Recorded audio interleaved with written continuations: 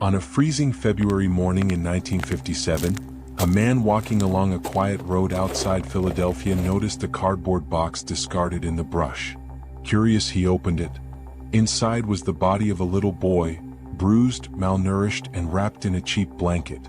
No name, no family, no one searching for him. For decades, he would be known only as America's unknown child. Who was this boy? Who left him there? And why did no one come forward? This is the chilling mystery of the boy in the box. If chilling mysteries like this keep you up at night, don't forget to subscribe and turn on the bell. That way you'll never miss a case.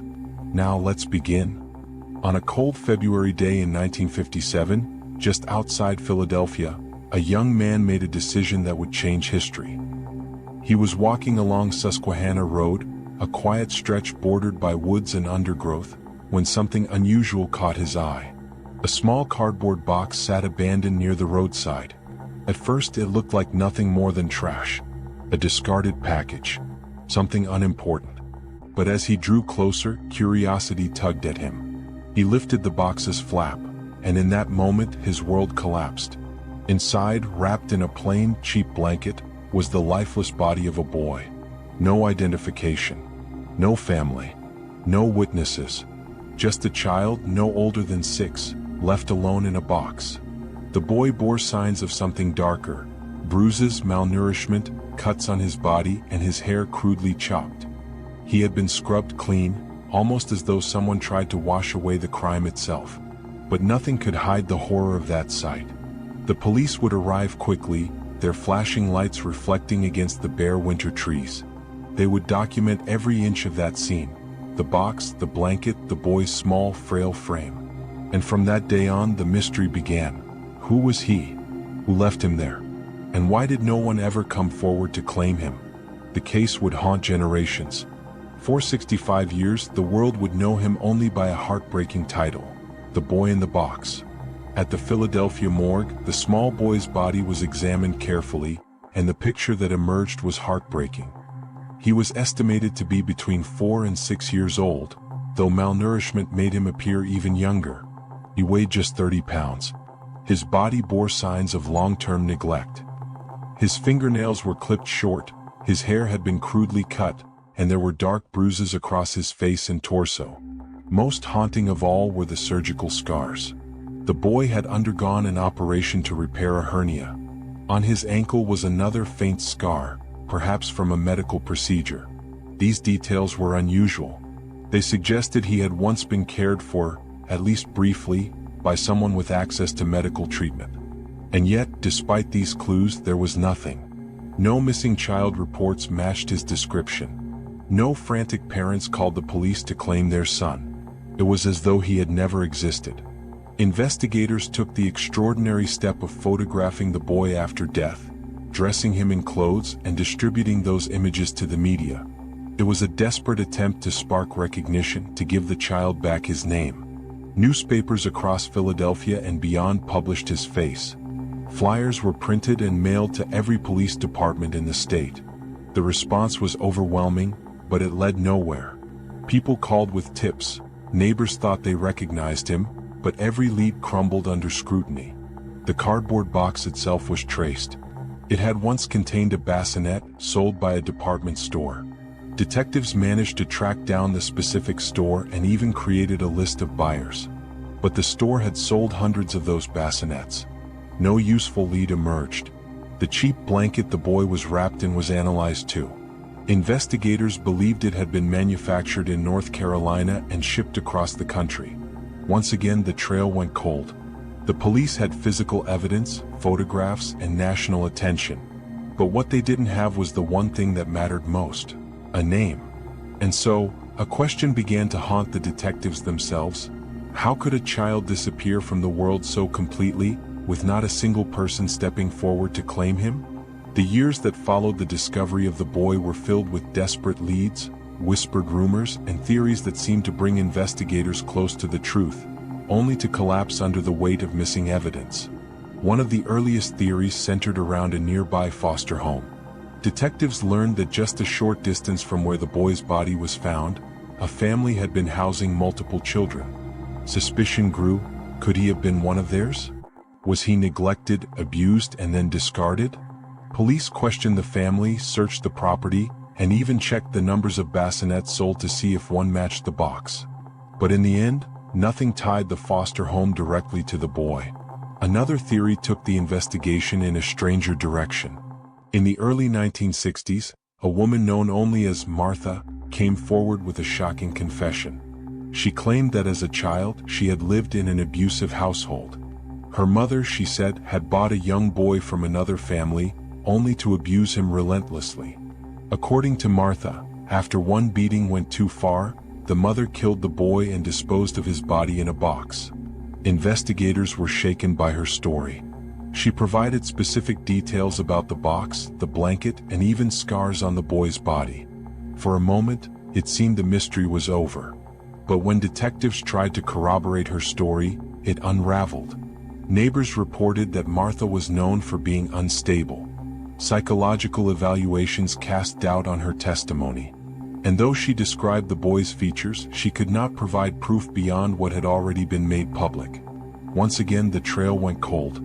Then there were the psychics. In an era before DNA, desperate investigators turned to unconventional means.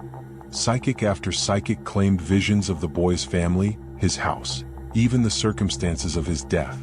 The police followed up on some of these tips, searching abandoned homes, knocking on doors. Every vision led to nothing. Over time, other theories emerged. Some believed the boy had been trafficked, bought and sold between families until he met a violent end. Others speculated he had been born out of wedlock, a secret child discarded to protect a family's reputation. And a darker group believed the boy had been part of an underground ring, an idea fueled by his surgical scars and his malnourished condition. The sheer number of theories showed the desperation to solve the mystery. But the truth remained elusive. With each passing year, the case grew colder. By the mid-20th century, detectives who had worked the case retired. Some even passed away, taking with them their own private suspicions. The child in the box remained silent, his identity buried with him. News of the unidentified boy spread quickly beyond Philadelphia. Within days, his face appeared in newspapers across the state. Soon, the story reached national headlines. Unidentified boy found in box. America's unknown child. People were horrified. A young child, discarded like trash, and no one stepping forward to claim him. It was unthinkable. The public's reaction was immediate and emotional. Letters poured into the Philadelphia Police Department. Some offered tips, others offered prayers. Many simply wanted the boy to know, wherever he was, that he was not forgotten. Police received hundreds of phone calls. Families came forward believing the boy might be their missing child. Each lead was painstakingly investigated. Each one ended in disappointment. As weeks turned into months, the case began to take on a haunting symbolism. The boy in the box was no longer just a child whose life had been stolen. He became a representation of every missing child, every unsolved mystery, every life cut short without answers. Communities held vigils. People brought flowers to the site where he had been found. Ordinary citizens gave him a place in their prayers and in their grief. The detectives themselves were shaken. Many admitted later that the case had haunted their careers. They carried the boy's face with them for years, unable to let it go. One detective even paid for his burial. When the boy was finally laid to rest, his small gravestone carried no name. It read only, "Heavenly Father, bless this unknown boy." The funeral was attended by police officers, reporters, and citizens who had never met him. For a brief moment, it felt like the nation had adopted him as their own. But behind the grief, there was frustration. How could a child live and die in the United States without leaving a trace? Why did no one, not a single relative, step forward? The case became a legend. True crime enthusiasts, journalists, and amateur detectives all took turns trying to crack the mystery. Each time the story was told, new people joined the chorus of voices demanding justice. Even as decades passed, the boy in the box never disappeared from America's conscience. He became a cold case unlike any other, unsolved, unforgettable, and deeply personal to a nation that refused to forget him. For decades, the case sat in dusty files waiting for an answer. detectives retired. Some passed away. But the boy remained silent and unidentified. Then, in the 21st century, hope returned, not from a witness, not from a confession, but from science. DNA technology had begun to revolutionize cold cases across America. Detectives exhumed the boy's remains, hoping modern tools could reveal what 1950s investigators could not. At first, the results were limited. Early DNA attempts provided no matches in national databases. Still, investigators refused to give up. In the 2010s, a new technique changed everything: forensic genetic genealogy. By comparing DNA from unidentified victims with databases of people who had uploaded their own genetic profiles, detectives could build family trees, narrowing down possible identities.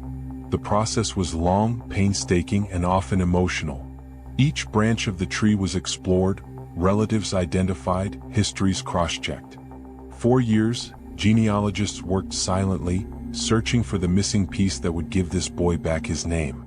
And then in late 2022, the breakthrough came. After 65 years of mystery, Philadelphia police announced the child's identity. He was Joseph Augustus Zarelli, born in 1953. A child of Philadelphia, abandoned in death by those who should have protected him. The revelation stunned the nation. After decades of calling him America's unknown child, he finally had a name. For the detectives who had carried his case in their hearts, it was both a victory and a heartbreak. They now knew who he was, but not who had killed him. Even with his name, the story wasn't finished. Investigators continued to pursue leads, hoping to identify those responsible for his death. But for the first time, Joseph was not just a mystery. He was a boy, a son, a member of a family that history had nearly erased. The Philadelphia Police Department has vowed that the investigation will continue. Detectives are still searching for answers, still hoping that DNA and genealogical records may one day point directly to the individuals responsible. Justice, though delayed, may still come. For the public, Joseph's identification was more than a news story. It was a reminder that every life, no matter how small or forgotten, matters. Across the country, people once again spoke his name, ensuring that after all those years, he was no longer just America's unknown child. His grave, once marked only by the words, "Heavenly Father, bless this unknown boy," has become a place of remembrance. Flowers, toys, and handwritten notes are left by strangers who never knew him, but who feel connected to his tragedy. For them, Joseph represents not just a single child, but every victim of violence and every cold case left unsolved. In the end, Joseph's story teaches us about persistence, about a society that refused to let him be erased. For 65 years, his face haunted investigators, journalists, and citizens alike. And now he is remembered not as a faceless mystery, but as a child whose name will live on. As the credits of history continue to roll, one thing is certain: Joseph Augustus Zarelli will never again be forgotten. Do you believe justice will finally come for Joseph? Let me know your thoughts in the comments, and if you want to hear another haunting mystery, stay with me for our next case.